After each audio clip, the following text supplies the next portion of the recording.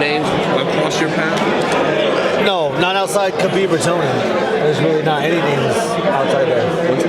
Have you spoken to Dana White, Sean Shelby, McMahon about what's next to you? Like, have you spoken to them personally? Nope. No, I've never really. I've maybe had 2 personal conversations with Dana in my life.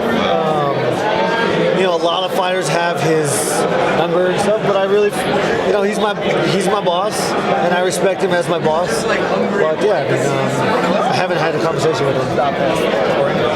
And after Conor's fight, he made a comment that you guys need to get on the same page. Yeah. Do you feel like, even though you haven't talked to him, do you feel like you're approaching that where you guys are almost on the same page? Or I just need the book first, you know, so I can turn to the page. I don't know. I don't even know what book he's reading. Yeah, I think we're on the same page. I think, you know, he's the boss.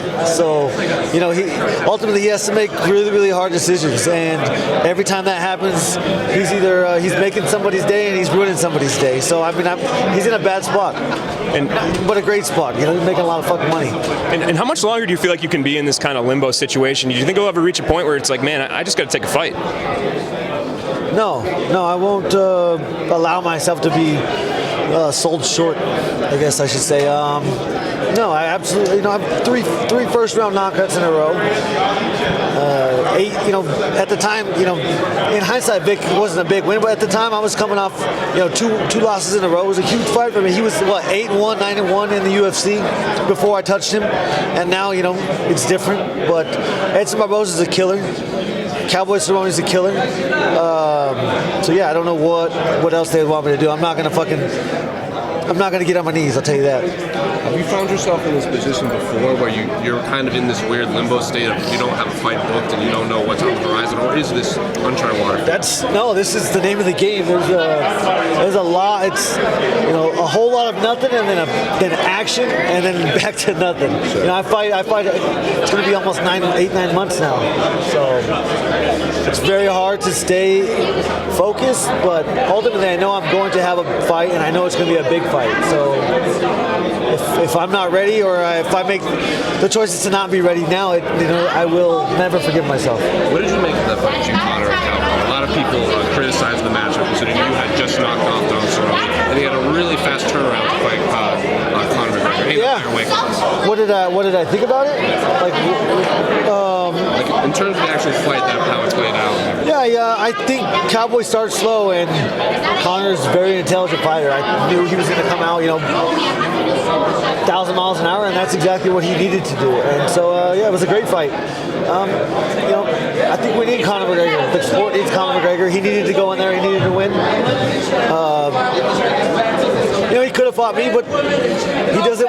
You can't lose how you lose to me and be Conor McGregor no more. So I don't know. We'll see.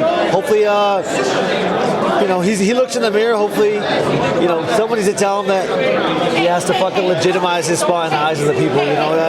You can't look in the mirror and be happy when you know the people are shit on you. Has there been any indication to you as to why this fight hasn't had the wheels start turning? Do you think it's a money thing? Do you think it's an interest thing, a logistics thing? I think the April 18th fight is a big factor. If Khabib wins, Conor knows that he's not going to get that match unless he does something to earn it. And so he's going to fight me if Khabib wins. And if Tony wins, he's going to fight Tony, because that's how it works. In the last Dominance MMA we spoke, and you seemed more interested in fighting Khabib and to test your skill set, whether the belt was on the line or not. Is that still the case with you? Absolutely, man. I started at 4 years old. You think any of this was part of that? When I was 4, it was pure competition, and it's been pure competition since then. I surround myself with people that I trust, because the mindset that I have, I cannot trust myself to make smart decisions. I'm going to make, the hard decisions and take the dumb routes. But that's how I got here, and luckily I have Ollie and Trevor. Now, you said that Conor, if he's going to fight Khabib, needs to go through you, because you're in line. Has this been, and since you and Khabib are managed by the same company, has this been discussed with your management that should be the place of events? So I know, just like all of you, that I've never heard Khabib say something and then not follow through with that. There's a lot of fighters that you can't say that for. He's one of the very few. I don't even know if I can say it about myself. That's one of the very few men that I've experienced that with. I've never heard him say something and not come through with it. So I do not believe he will fight Conor if Conor does not. He's not getting the next shot. There's no way without going through me. Without going through me, he can go through Poirier. He can do anything. Do it the right way. It's not that hard. So as Ali said, he's not fighting Khabib until he does fight somebody like you or Poirier?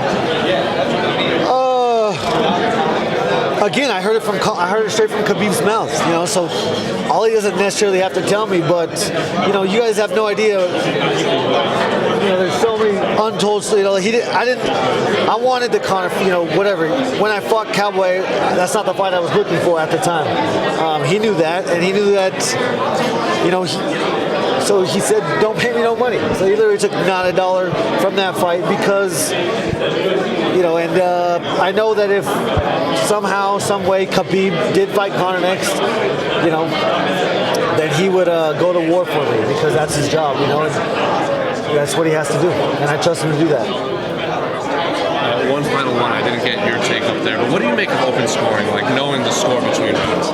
I think it's irrelevant for the fighter. I think it's probably cool for the fans. I think they should almost have like somewhere you could vote as a fan right there, just fun. But ultimately, I think to fix the scoring system, I mean, there's so many routes you could take. But for me, I think bias is number one, and it's the atmosphere.